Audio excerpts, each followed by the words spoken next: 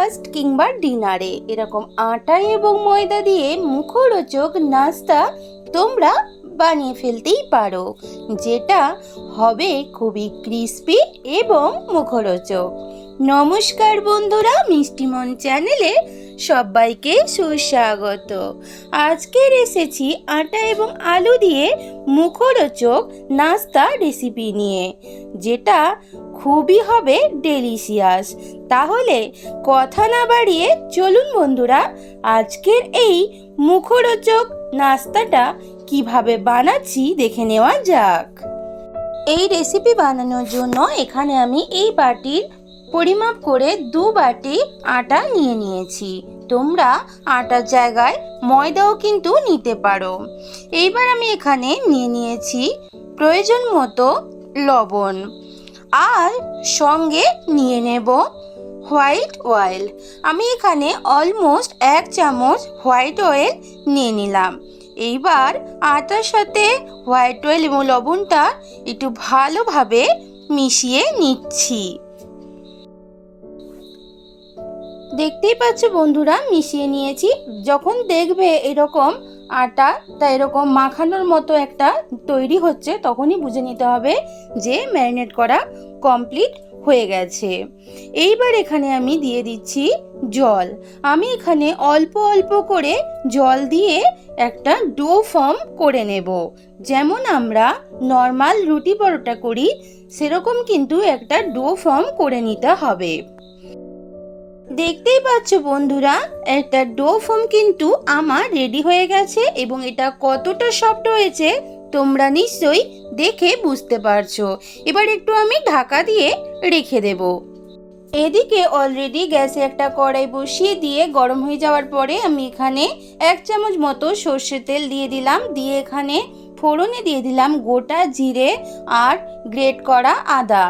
এইবার জিরে এবং আদাটা বেশ ভালো করে তেলের সাথে মিশিয়ে নিয়ে একটু ভেজে নিচ্ছি। দেখতেই পাচ্ছ বন্ধুরা, ভালোভাবে কিন্তু জিরে এবং আদাটা ভাজা হয়ে গেছে। একটা কাঁচা স্মেলও আদার কিন্তু চলে গেছে। এইবার এখানে আমি সেদ্ধ করে স্ম্যাশ করে রাখা আলু দিয়ে দিলাম। দিয়ে আমি সব কিছুর সাথে মিশিয়ে নিচ্ছি।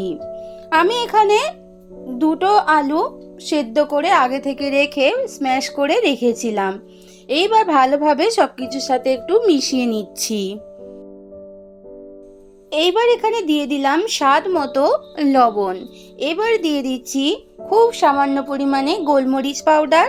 আমার আলু যেমন অ্যামাউন্ট সেই অনুযায়ী কিন্তু আমি দিয়ে দিচ্ছি। দিয়ে দিলাম চাট মশলা, দিয়ে দিলাম গরম মশলা পাউডার। এইবার এখানে একটু দিয়ে দিচ্ছি খুব সামান্য পরিমাণে হলদি পাউডার।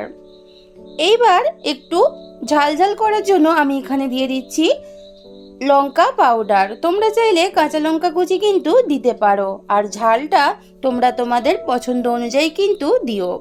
আর এখানে দিয়ে দিচ্ছি একটু জিরা পাউডার, আর দিয়ে দিলাম ধনিয়া পাউডার। এইবার সব কিছু ভালোভাবে আলুর সাথে মিশিয়ে নিতে হবে।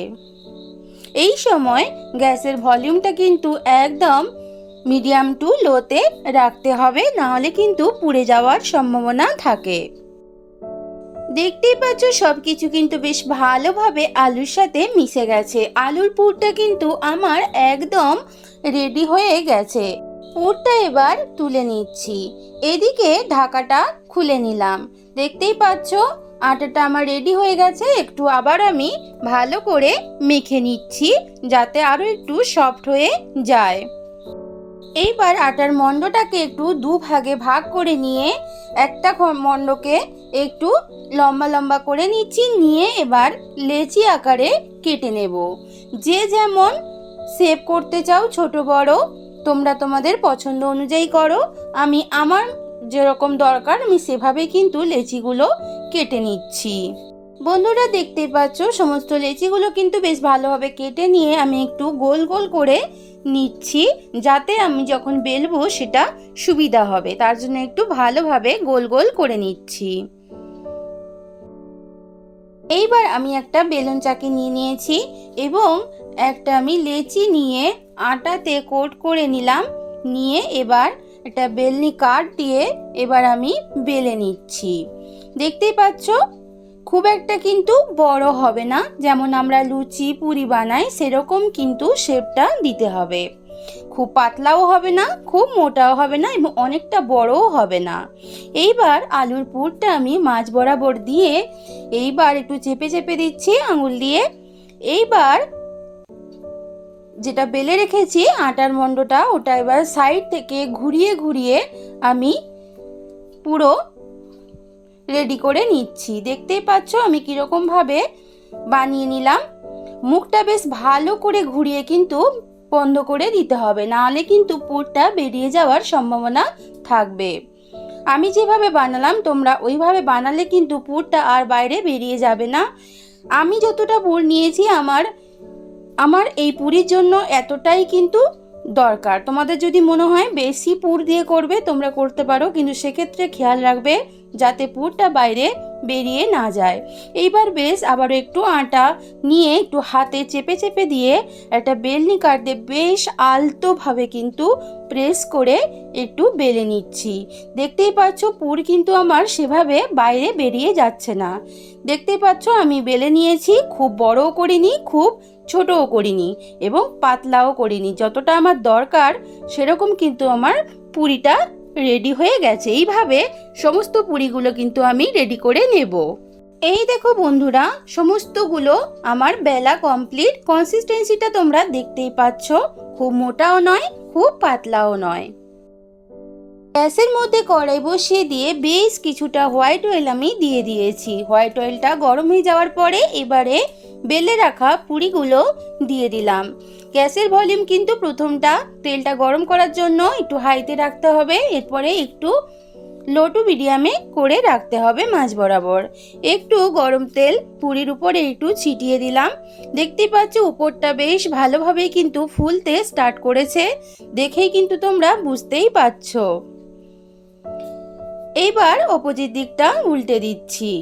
যেমন আমরা লুচি ভাজি সেরকম কিন্তু এটাও বেশ ভালোভাবে ভেজে নিতে হবে এবং খুব আলতোভাবে কিন্তু এটা পুরিটাকে উল্টাতে হবে, নাহলে কিন্তু উপরের পোর্শনটা ফেটে গিয়ে পুরটা বেরিয়ে যেতে পারে। দেখতেই পাচ্ছ বন্ধুরা, দুটো দিক বেশ সুন্দরভাবে ফুলে উঠেছে এবং ভালোভাবে কিন্তু একদম ভাজা হয়ে গেছে। তোমরা দেখে নিশ্চয়ই বুঝতে পারছো। এইভাবে সমস্ত পুরিগুলো কিন্তু ভেজে নিতে হবে মিডিয়াম টু লোতে গ্যাসের ভলিউমটা রেখে। দেখতেই পাচ্ছ বন্ধুরা, পুরিটা কিন্তু আমার একদম রেডি হয়ে গেছে। এবার আমি তেলটা ঝরিয়ে নিয়ে উঠিয়ে নিচ্ছি। এইভাবে সমস্ত পুরিগুলো কিন্তু আস্তে আস্তে ভেজে নিয়ে তোমাদের সামনে ফিরে আসছি। অসাধারণ স্বাদের আটা এবং আলুর এক ক্রিস্পি নাস্তা বা ডিনার রেসিপি একদম কিন্তু রেডি হয়ে গেছে। এটা বাইরের থেকে হয় একদম ক্রিস্পি এবং ভেতরটা একদম কিন্তু সফট, মুখে মিলিয়ে যাবে এবং ভেতরটা কিন্তু পুরে ঠাসা। খেতে যেমন হবে ডেলিশিয়াস, তেমনি সবাই কিন্তু খুবই পছন্দ করবে। তবে এটা অনেকটা অয়েলি হয়, গরমের দিনে এতটা অয়েলি জিনিস খাওয়া শরীরের পক্ষে স্বাস্থ্যকর নয়। তবে মাসে একবার এরকম ধরনের নাস্তা তো আমরা বানিয়ে খেতেই পারি। আমার আজকের এই রেসিপি যদি ভালো লাগে অবশ্যই একটা কমেন্ট করো এবং লাইক করো এবং আমাকে জানিও তোমাদের কেমন লাগলো। আর একটু বেশি ভালো লাগলে বন্ধুদের মধ্যে শেয়ার করে দিও।